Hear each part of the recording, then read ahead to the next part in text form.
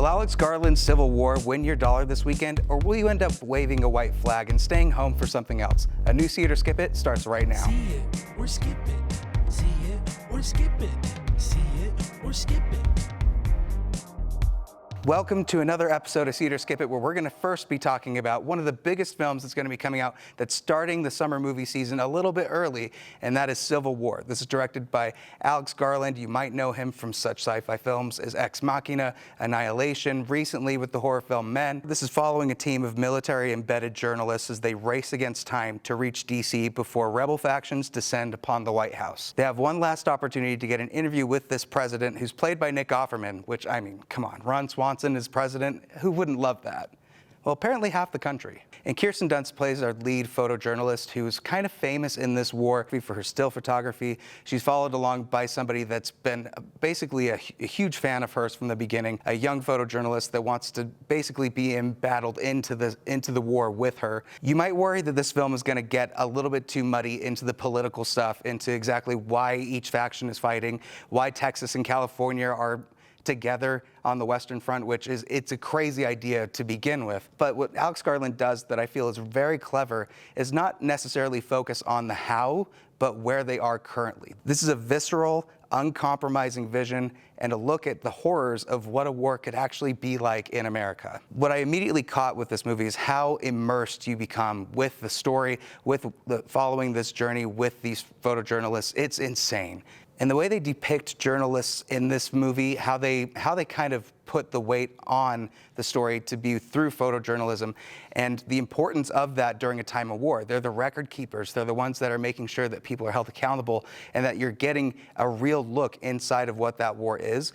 It's crazy to watch this and have that perspective done so well, and Kirsten Dunst does an incredible job of that. She really holds this whole film together. Plain and simple, this is a warning for the US, not necessarily of political factions. Like I said, there really is nothing as far as red, white, donkey, elephant. It's you versus the other. And you don't know whether you're the other or us. And it's crazy that they're able to do that in a way that really works with anybody that could watch it. I don't think it polarizes anybody from going to see this movie, regardless of your political beliefs, but it really shows how horrific it could be if a war like this were to start on American soil. The cinematography is beautifully shot by cinematographer Rob Hardy. He does such a good job of showing, kind of like The Walking Dead, how quickly anything can just crumble in a society when you just start not trusting each other. There's some cities that are exactly the way it was because they don't want to get involved in the war. There's some that are completely dystopian looking. Both of those sides and how they're able to show that visually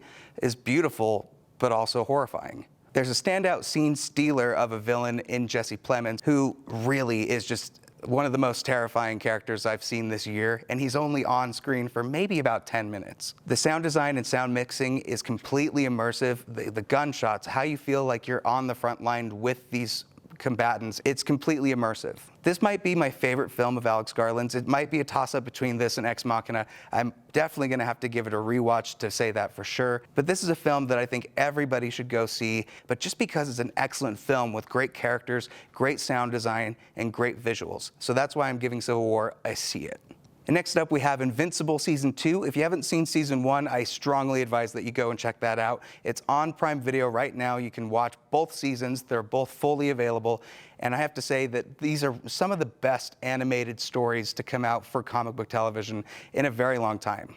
It's an animated series that's based on the Skybound Image comic about a teenager whose father is the most powerful superhero on the planet. The son starts developing powers, but uncovers a dark secret about his father and maybe the plans he has for the world if Superman maybe was sent down to Earth to take it over. Much like the first season, this has great story and great performances by the voice cast. Steven Yeun is starring again. We have J.K. Simmons, who's playing Omni-Man. Sandra Oh has a really good performance playing his mother. Really, everybody in this is firing on all cylinders. Lakeith Stanfield plays the main villain in this, which, if they were smart in the Marvel universe right now, I would start calling Lakeith immediately to see if maybe he could be Kang in the future Kang Dynasty film. It's great animation, it's great story, the fighting is disgustingly bloody, you see some really horrifying stuff. This is definitely mature and not for kids. This is an adult animation that I feel like if anybody's going in looking for maybe the boys level of violence, you're gonna get that and more. It takes storylines from season 1 and builds on them and makes them even better. There's teases that were set up in season 1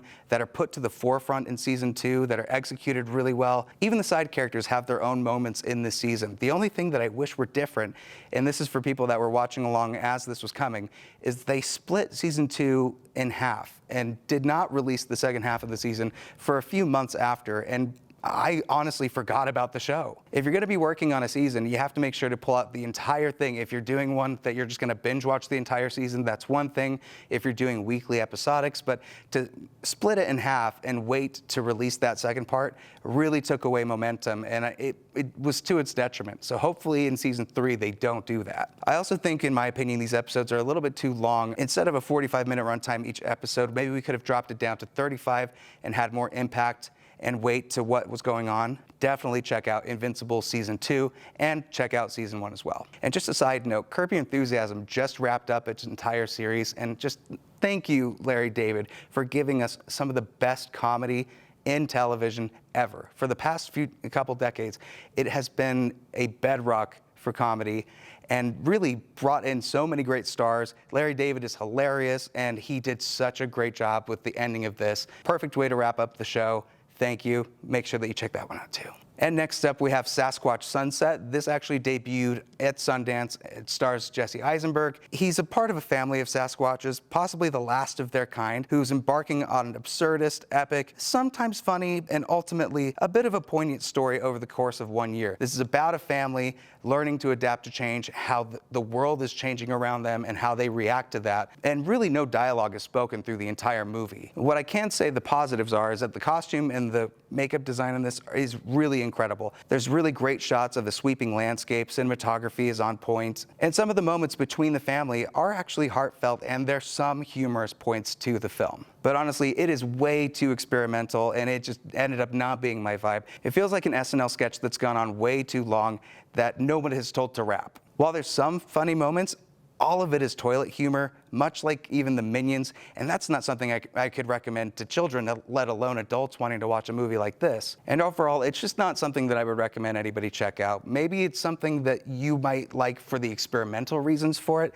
but for me, it's absolutely a skip it. And last but not least, we have Sting. Do you like spiders? Well, you might not after watching this movie. This is a horror film surrounding a young girl who finds a spider as a pet, but as she's delving into the lie and hiding from her family that she has this pet, that lie is growing and growing in the form of this spider and might be taking out apartment dwellers and neighbors as they're uncovering what's actually happening in this tiny room that she's in. The story's told really well. I get the family dynamics. I think they're all relatable. The characters are fairly well acted by all of the actors. There's well done suspense. There's pretty good gruesome points to the movie. If you have arachnophobia and you do love horror films, this is one that you should definitely check out. Some of the more convenient stuff that might be a little too cheesy or that you've seen before come from the family plot. You see a lot of this in many of the horror stories where there's a divide between the daughter and the father, and there's a divide between the family in some way that causes this monster to grow and become out of hand. But it's still a movie that I would recommend. So if you were gonna go see anything this week, first check out Civil War. But if you don't like that, I'd recommend Sting. That's it for this episode of See It or Skip It. Make sure that you go to abc4.com, click the shows tab, See It or Skip It, to check out more interviews, reviews, and news.